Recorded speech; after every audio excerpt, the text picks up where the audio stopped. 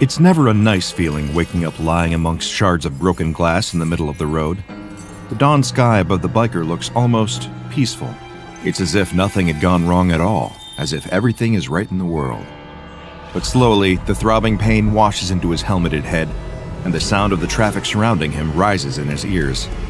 A sea of onlookers gathers around as the cars blast their horns. Through the cracked visor of his helmet, the biker can see concerned faces, people calling emergency services, and a few women crying. His paramedic bike is toppled on its side about 40 feet from him. There are long black tire marks running up to where it lies, smoking slightly on its side. With a groan, the biker sits himself up and shakes his head. Bad idea. Looking around, though, it seems he's the only one injured. His bike had gone into the front of a car at the junction. The occupants of the car stand by nervously, offering him whatever little assistance they can. But there's no time for that, the biker suddenly realizes. He looks down at his watch frantically. It's 12:03 p.m. There's not enough time. He rushes over to the bike as fast as he can and lifts it back upright. A couple of onlookers try to grab his arms, trying to sit down to rest, but he can't. There's no time. He has just 3 minutes to get to St. Mary's Hospital in central London. Right now, he's at the junction outside Baker Street Station. He can still make it on time if he gets on his bike and goes now. The biker swings his leg onto the bike and kicks it into life. He takes a deep gulp and looks over his shoulder at the box on the back of his bike. He can't risk opening it here. The damage may already be done. But if the heart is still alive in that box, it is the only chance that a 10-year-old boy has for a normal life. If he doesn't get to the hospital in the next 3 minutes, his life could be over. The school children stand in a circle, looking down at the dead bird with a morbid fascination. Do you think it's alive? No way. The boy in the middle of the group goes to pick up a stick. With an air of false confidence, he walks up to the bird and gives it a prod. It makes a squelching noise. The other kids all reel in shock, making retching noises and laughing about it. It's only when their teacher comes out to call them inside that the group disperses, leaving the animal carcass alone, sitting at the edge of the playground, outside the view of boring adults. Each passing day, the kids wander over to the bird's body. It's kind of the best biology lesson they've ever had as they watch the animal slowly decompose. At first, its body just shrinks, goes flat almost.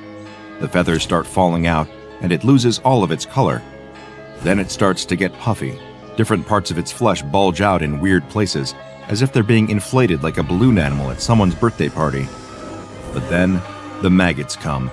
There are only a couple of tiny white crawling wrigglers in the bird's body at first, but a couple of days after that, it's infested with them. The creepy crawlies wriggle all over the body.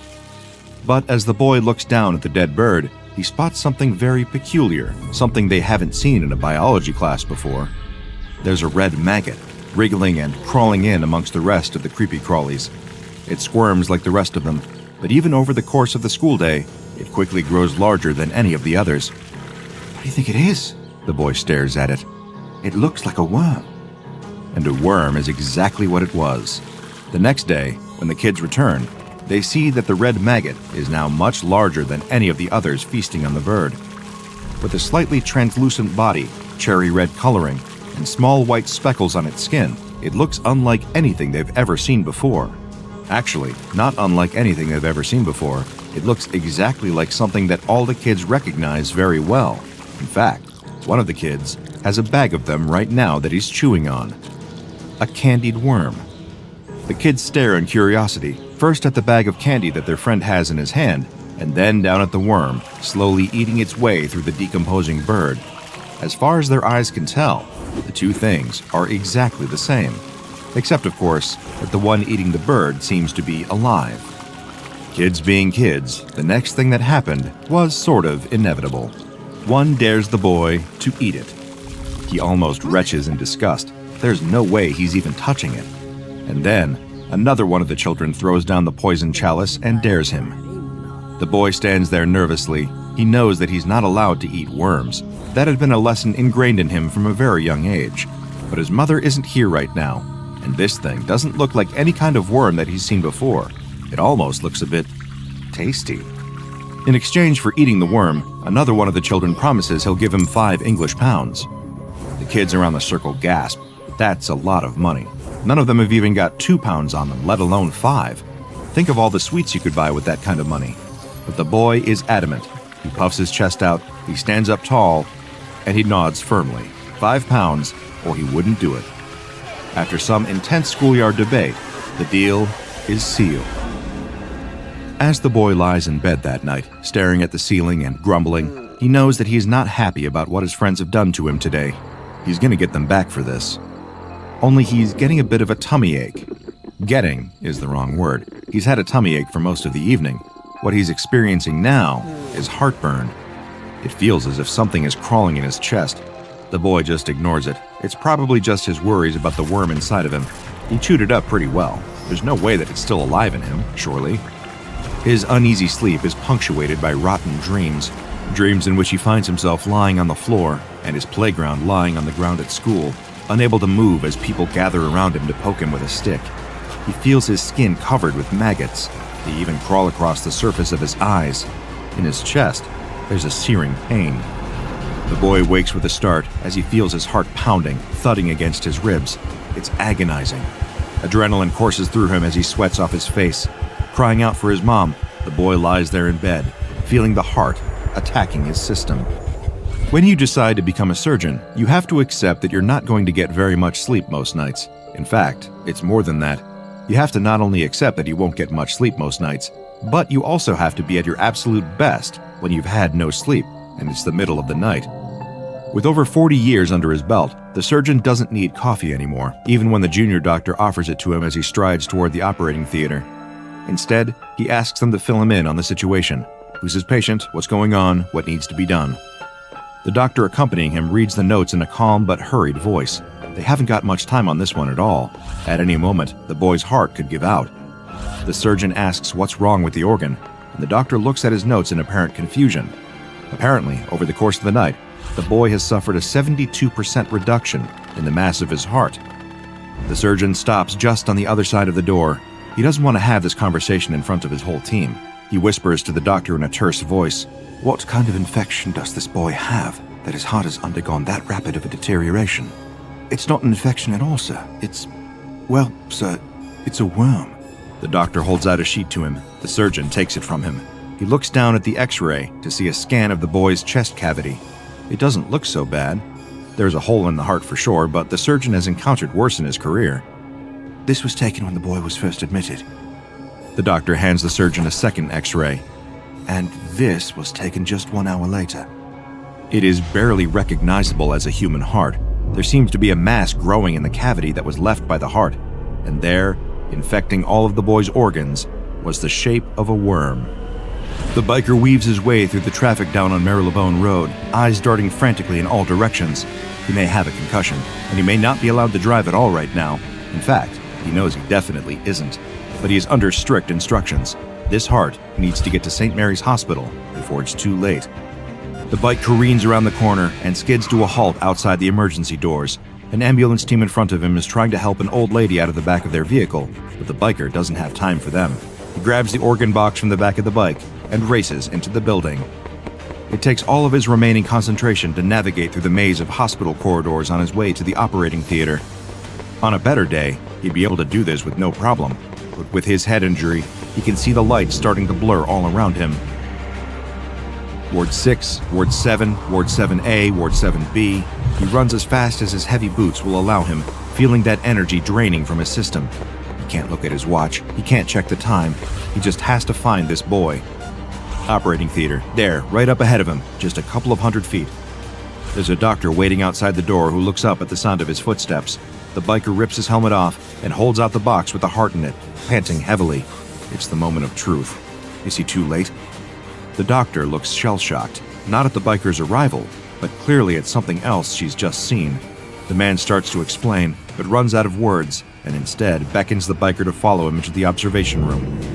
There, the two of them stand looking through the glass at the little boy lying on the operating table with the surgeon standing over him. There's something in the air. The biker sniffs, confused. Can anyone else smell sugar? Next time you open a packet of candied worms, take a second to look through the little creepy crawlies in the bag. Perhaps poke a couple of them, just to see if any of them are moving. You can never be too careful. If you had told the parents of that young boy on the night when their son woke up with heart palpitations, telling stories of eating a worm at school, that the only health concerns he would have going forward were mild diabetes and a slightly raised level of blood sugar, I'm sure they would have been thrilled to hear it. You see, SCP-839, commonly referred to within the Foundation as candied worms, is much scarier on the surface than it is underneath. Not only does this SCP resemble your usual candy worm, but its body is actually composed of sugar flavorings and colorings, roughly equivalent to what you would find in most convenience store candy aisles. Each instance even has a small raised bit of writing near the tail specifying which flavor it is. While the origins of these worms are yet to be determined, cases have sprung up across much of the Western world, with higher numbers reported in areas with higher levels of diabetes. There seems to be a parallel between high-sugar diets and the presence of SCP-839. Whether they are of man-made or other origins is yet to be determined. That is not to say that SCP-839 cannot survive outside of human populations. This SCP in the wild primarily feeds on decomposing organic matter and is capable of sustaining itself on a purely vegetarian diet. However, when ingested into the human body, SCP-839 will target specific organs and burrow its way towards them. The organ in question depends on which color candied worm the SCP instance is. For example, the red cherry-flavored candied worms will burrow towards the heart and consume that, while the blue raspberry ones will instead feed on the human's kidney. One would expect the health consequences of this feeding to be severe. However, as the SCP feeds, it will also change its own shape and chemical composition until the worm itself becomes a substitute organ for the one that it is consuming. However, this substitute organ is not a perfect replacement, as other health consequences are derived from its presence. For example, the green apple-flavored SCP-839-3 targets the eye and replaces it with a jelly-green version of the human eye. While this eye is mostly capable of sight, subjects have reported mild hallucinations and blurriness of vision, as well as a greenish tint to how they see the world. Fortunately for the Foundation, SCP-839 reproduces sexually, meaning that individual instances require a partner in order to have offspring.